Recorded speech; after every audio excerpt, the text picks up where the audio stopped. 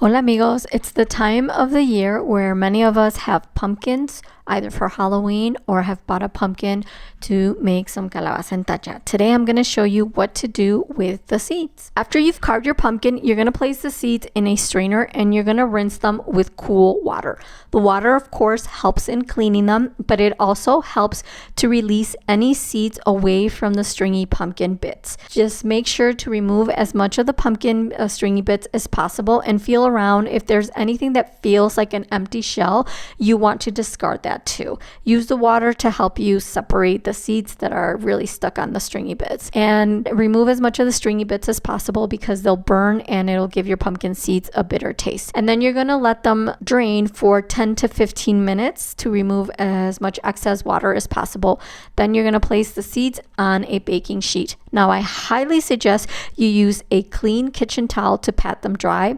The day that I filmed this video, my kitchen towels were in the laundry, so I had to use paper towels, and it's kind of a pain because they really get stuck to the paper towel, so use a clean kitchen towel. Then you're going to drizzle the olive oil over your seeds. I like to use olive oil, but you can use your favorite oil, and then you're going to drizzle your lime juice over the seeds.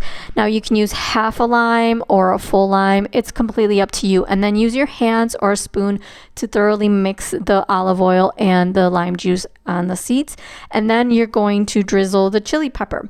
At this time, instead of chili pepper, you can play around with whatever seasonings you like. You could even use tahini. I've done that before and it works quite well. You can go, instead for a spicy, you can go for like a sweet cinnamon, sugar, piloncillo mixture, whatever you like.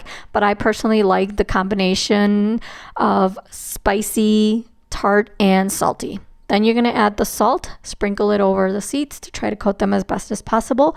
Use your hands or a spatula, spoon to thoroughly mix the seasoning into the seeds. And then you're going to flatten them into an even layer, and you're going to put them in the oven that's been preheated to 350, and you're going to roast them for 10 minutes. And then after 10 minutes, you're going to carefully remove them from the oven and then just gather them and give them a good stir. And then you're going to create another even layer. Now this is to help them evenly roast. And you're going to roast them until they're nice and crispy. You'll hear them popping in the oven. It's really fun. And that's it. Your seeds, once they cool down, are ready to eat. This is such a fun and delicious snack. I hope you give it a try.